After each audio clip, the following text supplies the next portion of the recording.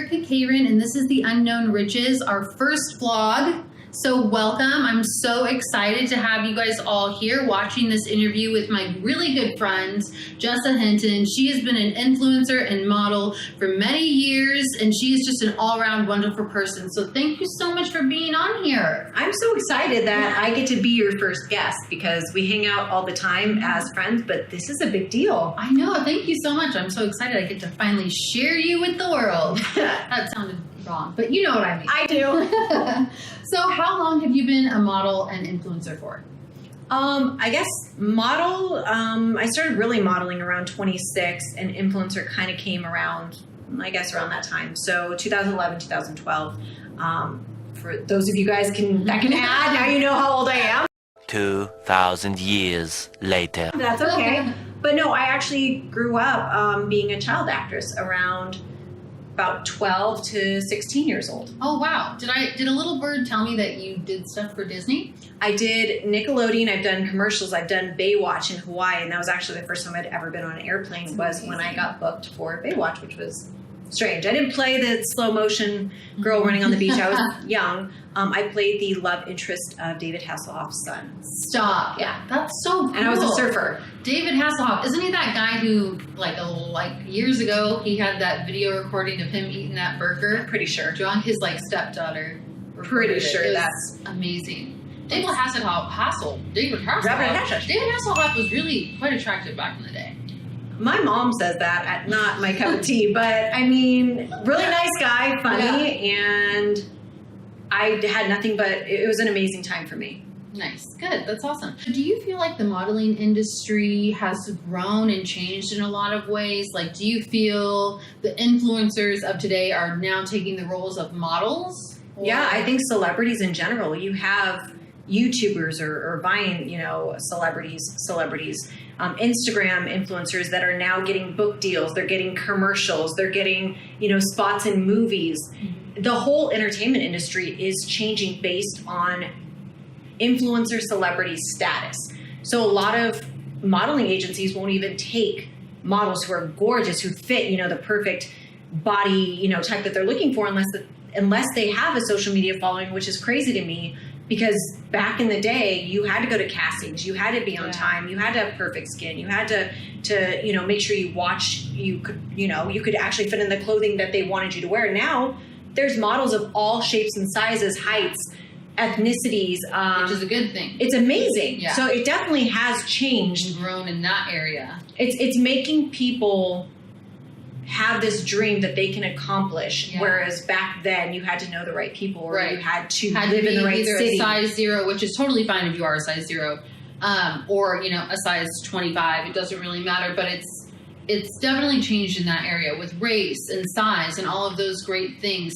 Do you think that now with the influencers that maybe don't fit into that 90s style model, do you think it's a good thing that the industry is taking this turn because it creates, more jobs and more benefits for people that might not have had that opportunity back in the 90s? Well, I think that it definitely creates more opportunity, and I think it's great to have, like I said, every shape, size, rate, whatever the case may be. The only thing that I don't agree with is the hard work that the models had to put in back then, and how they had to be strict in every aspect. Now I think people are getting really comfortable if they have a lot of followers and if they're offered all of these deals.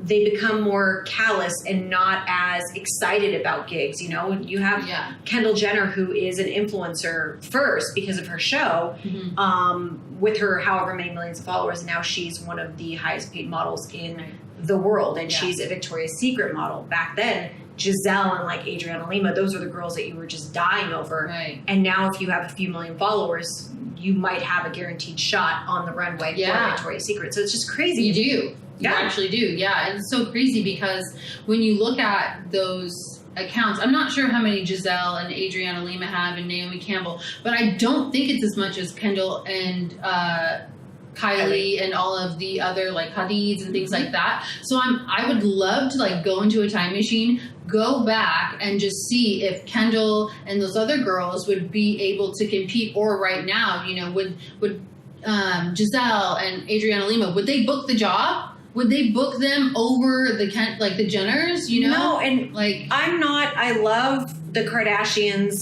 as far as each girl. Yeah. There's something to them that I just, again, I'm a fan, but not a fan. But you can't compare Kendall Jenner to Giselle, or Kate looks Moss. wise, like those vibes. You know what I mean? There's a presence that I feel is so demanding from the OGs. Yeah. Kate Moss still to this day, however old she is, Naomi Campbell, they're goals. I look at them and they're timeless to me. And you see these Kylie Jenners who are looking in their 30s, and they barely hit, 19, 20, 21, and they're already doing so much. Whereas back then you did little things here and there and you didn't want to age. You didn't want to grow up. You wanted to keep the innocence and the youth about you. And now we're rushing so fast to grow up, to have millions of followers, to do what it takes to travel the world.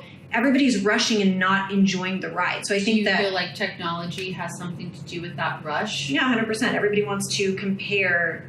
They want to have their life matter as much as the Hadids and these people that have this extravagant lifestyle. And I think that if they were to take it down a notch and remember that everybody has their own struggles, everybody has gone through some shit, I think that people would start to become more relatable, and they would start to understand that Instagram is like a website, like a platform to you to show your best life. Yeah. When people start becoming more relatable and talking about real things, real problems, real struggles, that's when I think that our mindset will start to shift and become more of self-sufficient, what we want to do, not what they're doing. We want to keep up with the Jones and keep up with the Kardashians. Yeah. We want to be happy and content with our lives and not compared ourselves to somebody else. I feel like we're at a peak now too, because technology and just how much it's grown over the past 20 years, and then social media just happening, 10 years ago or something like that.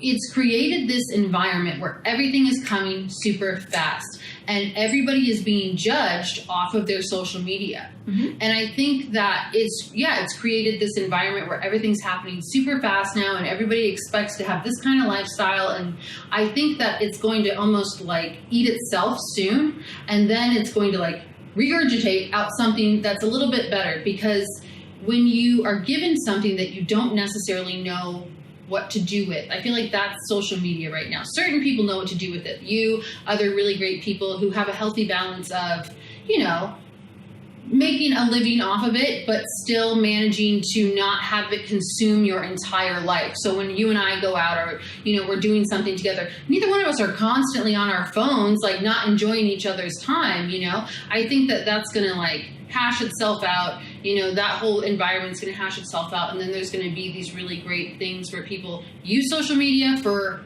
what it is. And it's really just a tool and a platform for you to share great things and feel connected with other people. And I think we honestly forget that that's the main reason social media exists. That's why Instagram started, was to share pictures, share your life. Yeah, exactly. It's to connect with the people of the world. And so it just became a monster with business and people making their living. It came too fast. People don't realize what happens if Instagram crashed. A lot of people, when the Instagram blackout happened, people were freaking out. But I'm saying, what if Instagram just went away tomorrow?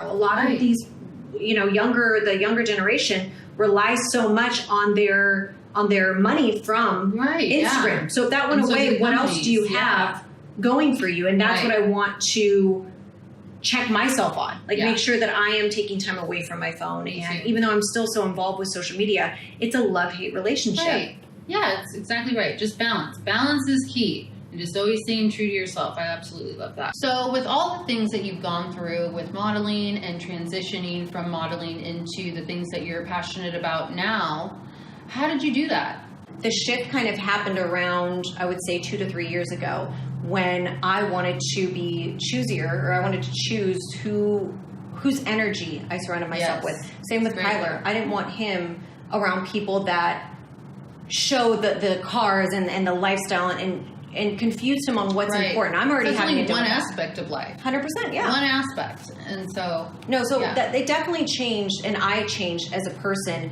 the more involved I became with him being molded and him really starting to come into his own at this age. It's so crucial because I'm raising a little man. He's going to be somebody's husband, dad, friend, maybe brothers. I don't know if I'm going to have more kids, but...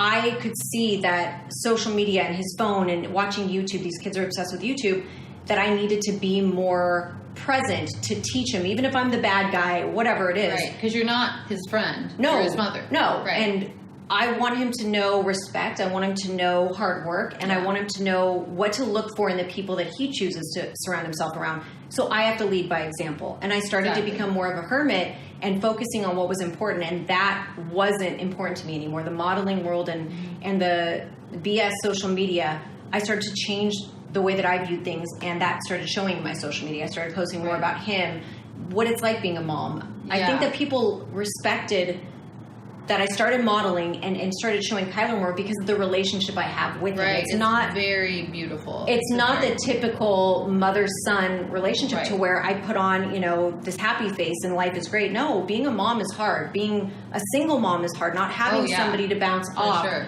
And his dad is great, but when he's with me most of the time because his dad, works. His dad doesn't live. We're not together. Yeah. But I think that being a woman, I have to also be a strict figure too. Right. So I voice that on my social media and I tell people like, he's getting on my, I don't know if I can curse, you can bleep that out. Yeah. He's getting on my nerves some days because he's 11, he's pushing buttons, he's trying.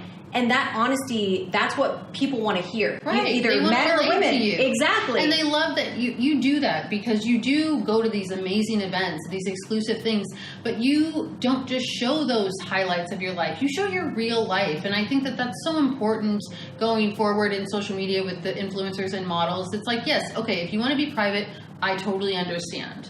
But if you are someone who is an influencer, who's a model, and who, has built their platform off of engaging people, whether it was from modeling or being an influencer, it's nice to see those other moments and those other aspects of people's life. That makes you relatable. Yeah, that makes you real. Jess, thanks again so much for being on my first vlog. Thank you for having me. It's crazy. Like, I'm so glad that you guys were able to hear her story and just little bits and pieces of like how you became such the wonderful person and friend that I have, It's just... I have seen you grow so much for the last few years, and I'm sure I have as far as what you've seen, but this is going to be amazing for people that don't have the opportunity to feel like they belong somewhere and they don't know where to go. So this is going to open up a lot of amazing dialogue in a community for people that... And it's all because of you. You did it. Thank you so much. Well, it's because of people like you too. And people like me and people like you who are watching this who have had experiences in life that changed their direction, that light bulb that went off in their head that said, you know what, I'm not going to do this anymore. Or I don't want to do this. I need this to happen in my life. And so the Unknown Riches really is that. It's a mindset, a change of mindset for the better. And this vlog is going to be to help those of you who just need direction or just need someone to relate to. And I'm going to have people on so you can get to know that you're not alone, And so I'm just so thankful for you and being on this and just being my friend. I absolutely love you so much. So thank you so much. I love you. Thank you. How many thank yous do you think I said? I think 7. Like 7 thank yous? Just always thank your friends. Another one. Thank you. Thank you.